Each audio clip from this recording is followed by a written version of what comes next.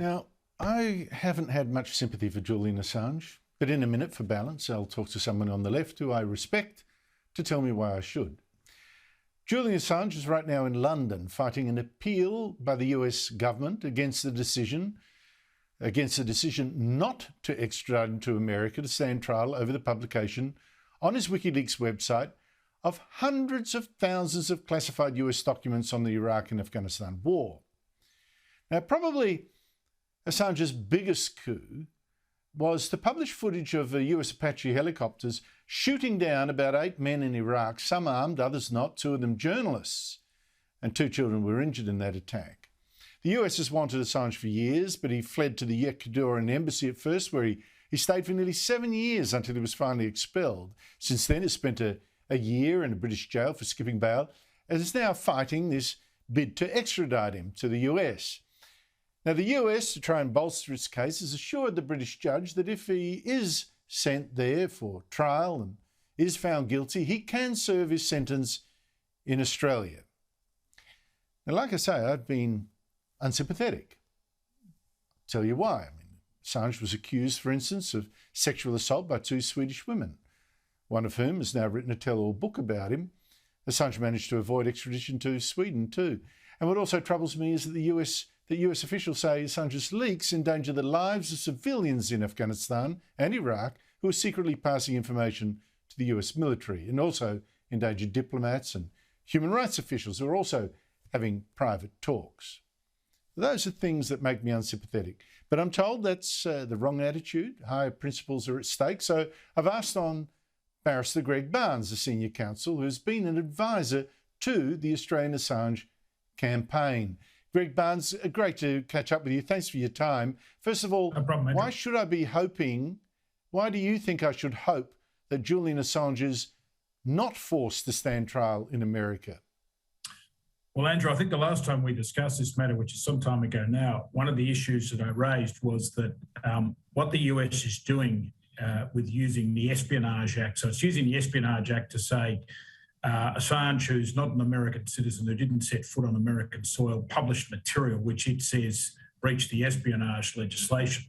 This is unprecedented. So and that's why I think a lot of journalists, including journalists on the right, have got upset about, which is that it means that any journalist who published material which the US deemed not to be in its interests, or which was security classified, could find themselves on the end of an extradition request. And so I think for that purpose, there's been some unity among people on the left and on the right in relation to the Assange case. How does that differ from, say, if you break some other American law, a murder law or something like that? How does this differ from that in America, then trying to extradite you to face trial in America for that? Sure, but in that case, Andrew, you would have committed an offence on American soil or some American territory, and understandably the Americans would want to extradite you. This is a case which is originally was framed around essentially hacking type offences. Under the Trump administration, the indictment was refreshed, if you like, and included these espionage legislation charges. And it does disturb a lot of people that the Espionage Act is being used in this way for this giving it this extraterritorial reach, if you like. And that, I think, is a major concern for many people, including, as I say, Andrew, people on the left and the right. I mean, for example, Tucker Carlson, I think, in the United States at Fox, has been making that point for some time, as have others on that network.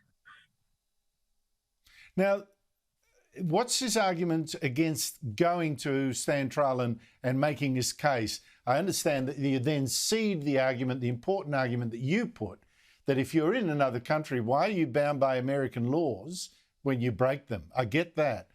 Yeah. What's his argument against going to America and putting his case to a court there? Well, one of the issues, and this is the reason why the United States, I think Andrew, has come up with what it calls a package of assurances, and that is that the likely treatment in the United States is problematic. Assange has a range of mental and physical health issues.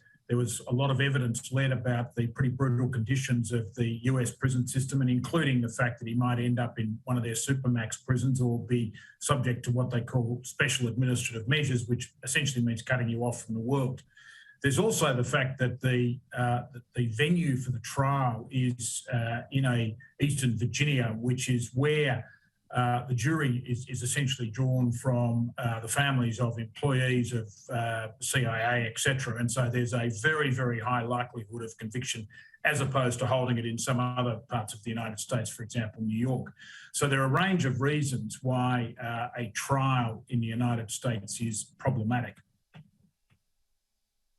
And the Foreign Minister, our Foreign Minister, says Assange has rejected 29 attempts by the Morrison government to talk to him. Now, why would he do that?